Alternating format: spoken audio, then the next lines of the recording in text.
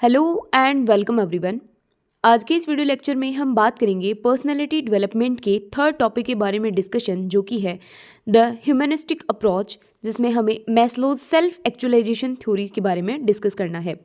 देखो, जो लास्ट हमारा वीडियो लेक्चर था उसमें हमने ह्यूमनिस्टिक अप्रोच की भी बात की थी, जिसमें हमने सिर्फ कार्ल रोगर जो साइकोलॉजिस्ट हैं उन्हीं के बारे में हमने डिस्कशन किया था, उनकी जो थ्योरी थी। देखो, ह्यूमनिस्टिक जो अप्रोच है वो बेसिकली हमें किस बारे में बताती है कि एक पर्सन अपने आप के डिज़ायर्स को कैसे अचीव करता है, अपने जो पूरा पोटेंशियल है वो किस तरीके से अपना पूरा पोटेंशियल अपनी जो जनरल रिक्वायरमेंट्स हैं उनको फिलफिल करने में लगा देता है। जहाँ पर पर्सनल ग्रोथ के बारे में ह्यूमनिस्टिक जो अप्रोच है उसके अंदर जितनी भी थ्योरीज आती हैं वो पर्सनल ग्रोथ के डेवलपमेंट के बारे में बताती है।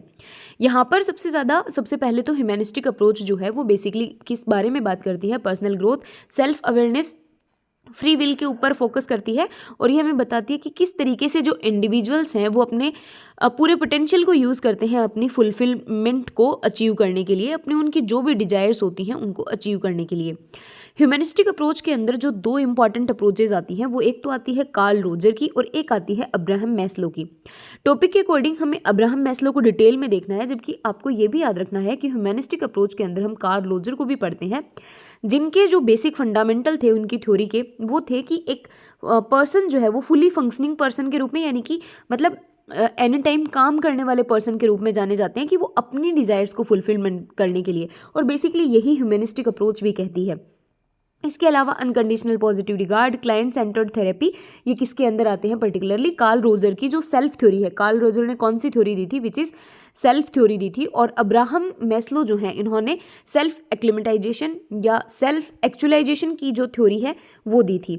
बेसिकली अब्राहम जो मैस्लो हैं उन्होंने क्या किया था, उन्होंने बोला था कि यहाँ पर जो किसी भी पर्सन की जो नीड होती है वो अलग अलग कैटेगरीज की होती हैं। यानी कि मान लो कि आपके पास 3 नीड है, आपकी 3 कोई ज़रूरतें हैं, तो उनमें से कोई एक है वो सबसे ज़्यादा इंपॉर्टेंट होगी कि आप उन 2 नीड्स को छोड़कर सबसे पहले अगर फुलफिलमेंट की बात आएगी तो आप फर्स्ट वाली को फुलफिल करोगे। इस तरीके से उन्होंने नीड्स को अलग अलग कैटेगरीज के अंदर एक पर्टिकुलर पिरामिड बना दिया कि किस तरीके से एक पर्सन जो है उसके लिए प्राइमरी नीड क्या होती है, और इसे ही हम बोलते हैं बेसिकली अब्राहम मैस्लो की एक्चुअलाइजेशन थ्योरी।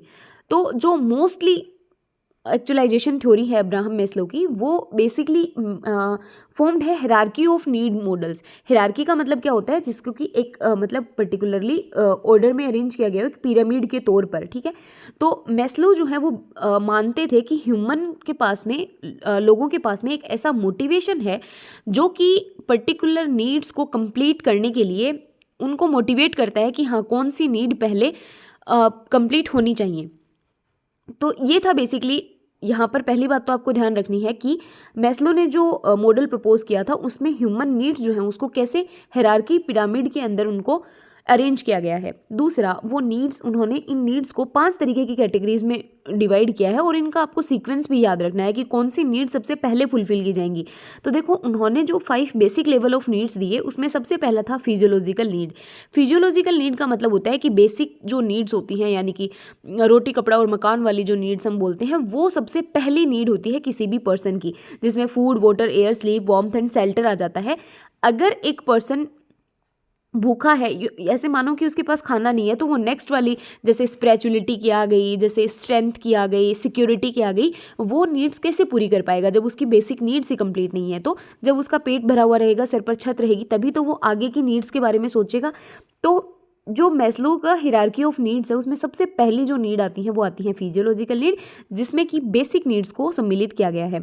सेकेंड उनकी आती है सेफ्टी नीड्स, यानी कि सिक्योरिटी और स्टेबिलिटी। जब पहली नीड कंप्लीट हो जाएगी किसी भी पर्सन की, फिजियोलॉजिकल नीड कंप्लीट होने के बाद में वो सेकेंड नीड जो कंप्लीट करता है विच इज़ सेफ्टी नीड, जिसमें कि सेफ्टी के अंदर किसी भी तरीके की सेफ्टी हो सकती है। वो mental, emotional stability, emotional security हो सकती है, वो पर्सनल सिक्योरिटी हो सकती है, फाइनेंशियल सिक्योरिटी हो सकती है, हेल्थ और प्रोटेक्शन फ्रॉम हार्म, किसी भी तरीके की सिक्योरिटी को हम सेफ्टी नीड्स के अंदर कंसिडर करेंगे। जब एक बार फिजियोलॉजिकल नीड्स कंप्लीट हो जाती हैं उसके बाद में एक पर्सन जो है वो ये इंश्योर करता है कि वो जिस एनवायरनमेंट में रह रहा है वो एनवायरनमेंट जो है वो पर्टिकुलरली सेफ हो, उसको थोड़ा कॉन्फिडेंट फील करवाने वाला हो। तो सेकंड नंबर पे सेफ्टी नीड्स पूरी करेगा। थर्ड नंबर पे आती है लव एंड बिलोंगिंगनेस नीड, जो कि सोशल नीड्स हैं बेसिकली, यानी कि जब उसके पास में रोटी कपड़ा मकान जैसी बेसिक नीड्स हैं, उसके बाद में सेफ्टी नीड्स भी, यानी कि फाइनेंशियल सिक्योरिटी और पर्सनल सिक्योरिटी जब उसके पास कंप्लीट और फुलफिल हो जाती हैं, तब वो जाता है उसके बाद में रिलेशनशिप्स के ऊपर। फिर वो अपने particular friendship, family connection, social groups या किसी भी तरीके का रिलेशनशिप जिसमें कि वो particularly care, love, attention, affection, इन सारी चीज़ों को कंसिडर करता है। नेक्स्ट फोर्थ नंबर की जो पर्टिकुलर नीड आती है विच इज़ एस्टीम नीड्स, यानी कि सेल्फ वर्थ एंड रिकॉग्निशन, यानी कि अब वहाँ पर वो अपने आप को चाहेगा कि दूसरे लोगों से उसको रेस्पेक्ट मिले, कुछ अचीवमेंट्स के लिए उसको पर्टिकुलर सराहना मिले, कॉन्फिडेंस। तो इस तरीके से एस्टीम नीड्स को दो कैटेगरीज के अंदर क्लासीफाई किया जा सकता है। लोअर एस्टीम यानी कि सिर्फ रेस्पेक्ट चाहिए लोगों से, और दूसरा हायर यानी कि self respect, confidence, mastery, independence. वो होता है ना कि एक वो आता है कि हमारी भी सेल्फ रेस्पेक्ट है, वो आती है फोर्थ टाइप ऑफ नीड के अंदर, ठीक है। फिर नेक्स्ट आता है self actualization, which is basically ज़रूरी नहीं है कि हर पर्सन सेल्फ एक्चुअलाइजेशन तक पहुँचे ही, क्योंकि ये है कि एक किसी भी पर्सन का फुल पोटेंशियल, जैसे कि ये इस वे में है कि जैसे मान लो कि कोई साइंटिस्ट बना, उसका था कि कुछ नई चीज़ की डिस्कवरी करना, और अगर वो डिस्कवरी कर रहा है इट मीन्स कि यहाँ पर सेल्फ एक्चुअलाइजेशन ओरिजिनेट हो गया है, यानी कि एक पर्सन जो एक्चुअल में उसको करना था वो उस चीज़ को अचीव कर रहा है, उस पर्टिकुलर गोल को फुलफिल कर रहा है चारों तरीके की नीड्स को कंप्लीट करने के बाद में। जैसे कि एक साइंटिस्ट जो है वो डिस्कवर कर रहा है कोई न्यू थ्योरी को, तो इस तरीके से। तो सबसे पहली बात तो है कि आपको इनका जो मैस्लो के हायरार्की ऑफ नीड्स है वो बेसिकली यही कहता है कि जो ह्यूमन नीड्स हैं वो अलग अलग टाइप की हो सकती हैं, और जो पर्टिकुलर नीड्स हैं उनका भी एक सीक्वेंस होता है कि वो कौन से सीक्वेंस में पर्सन उनको कंप्लीट करेगा, जिसे हायरार्की पिरामिड के अंदर अरेंज किया गया है, जिसमें 5 बेसिक तरीके की नीड बताई गई हैं। सबसे पहले लेवल की, इनको आपको सीक्वेंस में ध्यान रखना है। सबसे पहली आती है फिजियोलॉजिकल नीड, जो कि बेसिक सर्वाइवल नीड्स होती हैं। सेकंड आती है सेफ्टी नीड। थर्ड आती है love and belongingness need.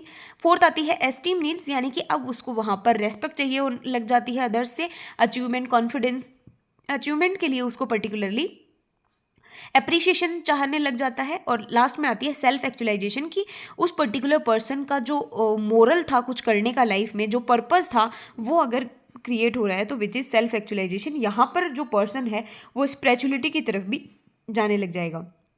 Next आता है कि बाद में मैस्लो के द्वारा ही जो हायरार्की ऑफ नीड्स है उसको एक्सटेंड करके 3 और पर्टिकुलर टाइप ऑफ नीड्स को इंक्लूड कर दिया गया था, which is cognitive needs 6 number पे, then aesthetic and then transcendence need basically. लेकिन आपसे जो क्वेश्चन पूछा जाएगा वो बेसिकली 5 स्टेज मॉडल के बारे में ही पूछा जाता है। इसके अलावा मैस्लो जो है उन्होंने स्टडी किया कि जो हिस्टोरिकल फिगर्स जैसे कि एल्बर्ट आइंस्टीन, महात्मा गांधी, जैसे आपको पता है कि एल्बर्ट आइंस्टीन अपनी थ्योरीज़ के लिए जाने जाते हैं, और एटम्स वगैरह से रिलेशन के लिए महात्मा गांधी जो हैं वो अपनी अहिंसा के लिए जाने जाते हैं। इस तरीके से उन्होंने पर्टिकुलर हर एक इंडिविजुअल का, हर एक पर्सन का कैरेक्टर डिफाइन कर दिया कि वो सेल्फ एक्चुअलाइज्ड हैं या नहीं, जिस काम को उनको करना था वो उस तक पहुंच पा रहे हैं या नहीं, विच इज़ सेल्फ एक्चुअलाइजेशन। लेकिन उसके बाद में जैसे कि हर एक थ्योरी की, क्योंकि ह्यूमैनिस्टिक अप्रोच से पहले भी साइको एनालिटिकल थ्योरीज वगैरह आई थी, उनका भी क्रिटिसिज्म हुआ था। तो मैस्लो थ्योरी, वैसे तो मैस्लो थ्योरीज की अपनी अलग इंपॉर्टेंस है कि हाँ ये बात सही है कि एक पर्टिकुलर नीड कंप्लीट होने के बाद में ही जो ह्यूमंस है, जो पर्सन है, वो किसी दूसरी नीड के ऊपर जाएगा। लेकिन फिर भी यहाँ पर भी मैस्लो थ्योरी को भी क्रिटिसाइज किया गया। क्यों किया गया? क्योंकि यहाँ पर साइंटिफिक एविडेंसेस की कमी थी। मैस्लो की जो स्टडी थी वो बेसिकली क्वालिटेटिव ऑब्जर्वेशंस के ऊपर ही डिपेंड थी, एम्पेरिकल रिसर्च उसमें नहीं देखने को, तो लोगों का मानना था कि यहाँ पर साइंटिफिक एविडेंस की कमी है। इसके अलावा कल्चरल बायसनेस देखने को मिली, यानी कि जो मैस्लो की थ्योरी है वो एक इंडिविजुअल की पर्सनल ग्रोथ के ऊपर फोकस करता है। और बेसिकली ह्यूमैनिस्टिक अप्रोच का मतलब ही यही है। ह्यूमैनिस्टिक अप्रोच में हम बात ही, चाहे वो कार्ल रोगर की थ्योरी हो जिसमें भी वो बात कर रहे हैं किसी भी पर्सन की पर्सनल ग्रोथ की, तो यहाँ पर ये कल्चर बायसनेस के कारण उनको क्रिटिसिज्म देखने को मिला कि यहाँ पर इंडिविजुअल के ग्रोथ की बात की जा रही है, ना कि कलेक्टिव कल्चर्स की, यानी कि कम्युनिटी के वेलबींग के ऊपर फोकस नहीं किया जा रहा है। इसके अलावा basically hierarchy is not rigid, यानी कि ऐसा ज़रूरी नहीं है कि जो लोग हैं वो इसी पैटर्न को, जैसा कि मैस्लो थ्योरी बताती है कि ये 5 तरीके की नीड्स इस पर्टिकुलर अरेंजमेंट के अंदर ही फुलफिल की जानी चाहिए, तो लोग हमेशा उस ऑर्डर को फॉलो करें ऐसा ज़रूरी नहीं है। इसके अलावा subjective nature of self actualisation, इन ये सब ऐसे कारण थे जिनकी वजह से मैस्लोस थ्योरी को क्रिटिसिज्म भी झेलना पड़ा था।